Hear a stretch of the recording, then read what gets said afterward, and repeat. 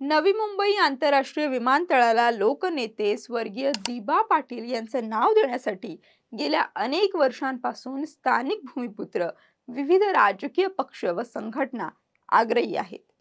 राज्य सरकारने यासंबंधी सकारात्मक भूमिका घेतलेली असताना केंद्र सरकार मात्र अजून याबाबत कोणतीही ठोस कारवाई करत नसल्याची भावना स्थानिकातून व्यक्त करण्यात येते.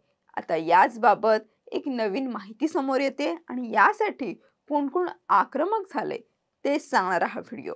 नमस्कार, मी किशोरी आणि आपण पाहताय टाइम महाराष्ट्र.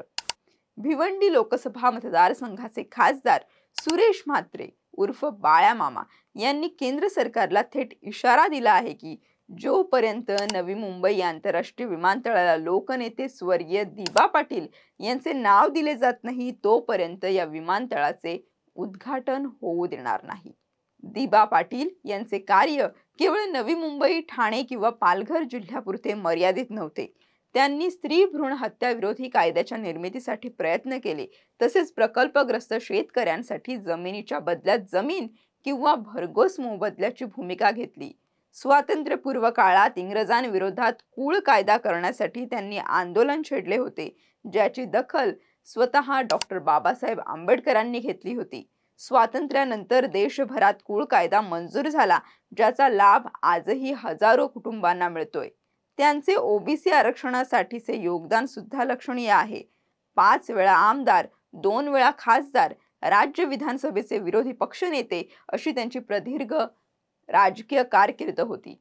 त्यांना केवळ स्थानिक नेते नव्हे तर एक समाजसुधारक नेते म्हणून मान्यता दिली पाहिजे असा आग्रह खासदार बाळ्या मामा यांनी व्यक्त केलाय. पंतप्रधान नरेंद्र मोदी यांच्या हस्ते 30 सप्टेंबर रोजी विमानतळाचे उद्घाटन होणार असल्याची शक्यता आहे. मात्र अजून तारीख निश्चित करण्यात आली नाही.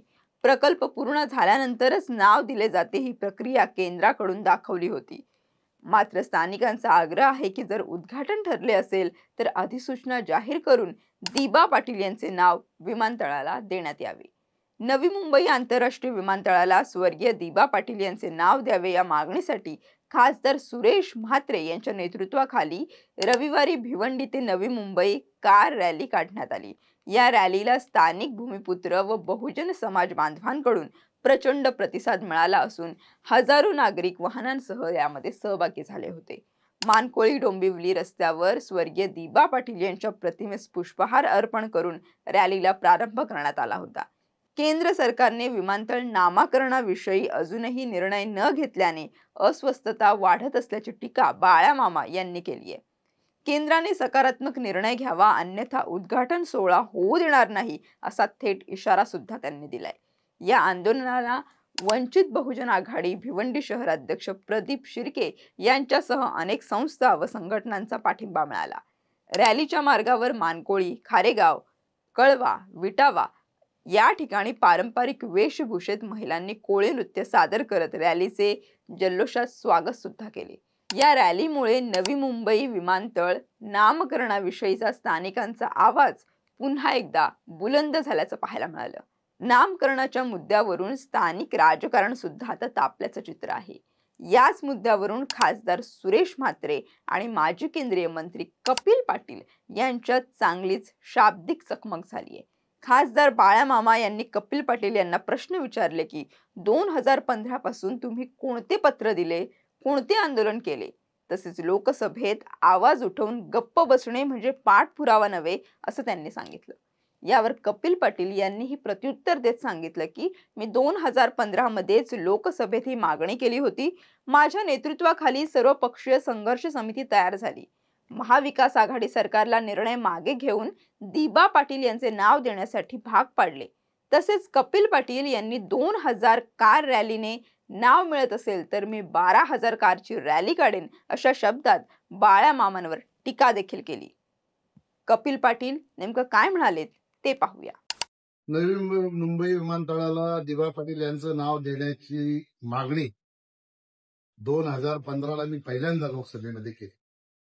त्यानंतर 2018 किंवा 19ला सर्वपक्षीय कृती दल या ठिकाणी स्थापन झालं आणि त्याचे अध्यक्ष दशरथ पाटील झाले. त्यांच्या नेतृत्वामध्ये अनेक बैठका झाल्या, अनेक आंदोलनं झाली, अनेक शिष्टमंडळ मुख्यमंत्र्यांना भेटली आणि ह्या सगळ्या भूमिपुत्रांच्या दबावामुळे तत्कालीन आघाडी सरकारला घेतलेला निर्णय मागे घ्यावा लागला आणि दिबा पाटील यांचं नाव देण्याची घोषणा त्यानं करावी लागली. आता दिबा पाटील यांचं नाव देण्याची घोषणा केल्यानंतर त्याची प्रोसिजर आहे. राज्य सरकारने दोन्ही सभागृहामध्ये त्या नावाचा ठराव करून प्रस्ताव केंद्र सरकारकडे पाठवायचा. हे पाठवण्याच्या आधी महाराष्ट्रामध्ये सत्तांतर झालं, महायुतीचं सरकार आलं, एकनाथ शिंदे साहेब मुख्यमंत्री झाले, देवेंद्रजी उपमुख्यमंत्री झाले आणि येणाऱ्या पहिल्याच अधिवेशनामध्ये दिबा पाटील यांचं नाव नवी मुंबई विमानतळाला देण्याच्या बाबतीतले दोन्ही सभागृहातले ठराव करून तसा प्रस्ताव केंद्र सरकारकडे महायुतीच्या सरकारने पाठवलं. केंद्र सरकारकडे गेल्यानंतर मी त्या ठिकाणी मंत्री होतो. काही लोक मला प्रश्न विचारतात जिकडे तिकडे, 10 वर्ष काय केलं, 10 वर्ष काय केलं. अशा 100-200 गाड्या नेऊन जर नावं लागतील तर बघायला नको, मी 12,000 गाड्या घेऊन जाईल. एवढी ताकद आहे माझी, पण नाही असं नाही. पण ठीक आहे, कोणी प्रयत्न करत असेल तर त्याचं कौतुक आहे, परंतु बोलताना विचार करून बोललं पाहिजे.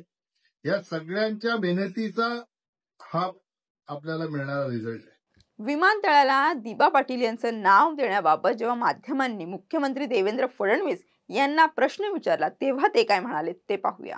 निश्चितपणे नवी मुंबई विमानतळाला दिबा पाटील यांचंच नाव दिलं गेलं पाहिजे असा प्रस्तावही आम्ही केलेला आहे. त्या संदर्भात केंद्र सरकारचीही अनुकूलताच आहे. त्या संदर्भातली जी काही प्रोसेस आहे ती केंद्र सरकारमध्ये चाललेली आहे. त्यामुळे मला हा विश्वास आहे की नवी मुंबई विमानतळाला आम्ही दिबा पाटलांचं नाव देऊ शकतो. याशिवाय या प्रकरणाबाबत बाळामामा यांचं म्हणणं काय आहे ते सुद्धा पाहूया. दिबा पाटलांची खरं म्हटलं तर ही व्यक्ती एका समाजापुरते, एका जिल्ह्यापुरते, एका राज्यापुरती नाही, ह्या व्यक्तीने संपूर्ण देशाचं नेतृत्व केलं होतं. अशा प्रकारची त्यांची कामं आहेत. मग असं असताना देखील नवी मुंबई आंतरराष्ट्रीय विमानतळाला नाव देण्यास विलंब का होतो? आणि म्हणून आम्ही स्वतःही पहिल्यांदा रॅली काढतो. परंतु एक नक्की आहे की जोपर्यंत या विमानतळाला दिबा पाटील साहेबांचं नाव देण्यात येणार नाही तोपर्यंत या विमानतळाचं उद्घाटन कुठल्याही परिस्थितीत होऊ देणार नाही. सगळे आज आम्ही हजारोच्या संख्येने चाललेले आहे. जेव्हा प्रत्यक्ष वेळ येईल लाखोच्या संख्येने येईल. कारण आपल्याही कल्पना असेल, इथं फक्त आगरी कोळी समाजाचा विषय नाही, संपूर्ण ओबीसी समाजाचा विषय, संपूर्ण शेतकरी समाजाचा विषय, सगळ्यांसाठी काम केलं ना. स्त्री भ्रूण हत्या, आमच्या माता भगिनीसाठी तो कायदा पारित केला. ज्या वेळेस ती वेळ येईल लाखोच्या संख्येने सगळे हजर असतील, सगळे विरोधाला असतील. आणि म्हणून शासनाला आत्ता तरी फक्त जागे करण्यासाठी आम्ही हे आंदोलन करतो. दिबा पाटील यांचे नाव नवी मुंबई आंतरराष्ट्रीय विमानतळाला द्यावे ही मागणी आता भावनिक आणि राजकीय रूप धारण करताना पाहायला मिळते. स्थानिक भूमिपुत्रांसह अनेक राजकीय नेतेही या मागणीसाठी एकत्र आले आहेत. मात्र या मुद्द्यावरून निर्माण झालेला श्रेयवादाचा संघर्ष आंदोलनाच्या मूळ हेतूवरच प्रश्न उपस्थित करतोय. या नावाच्या मागणीसाठी सुरू असलेल्या संघर्षाचा यथायोग्य अंत व्हावा आणि लोकनेते दिबा पाटील यांच्या कार्याला राष्ट्रीय पातळीवर सन्मान मिळावा हीच सर्वांची अपेक्षा आहे. बाळामामा यांनी केलेल्या मागणीला खरंच यश येईल का याबद्दल तुमचं म्हणणं काय आहे?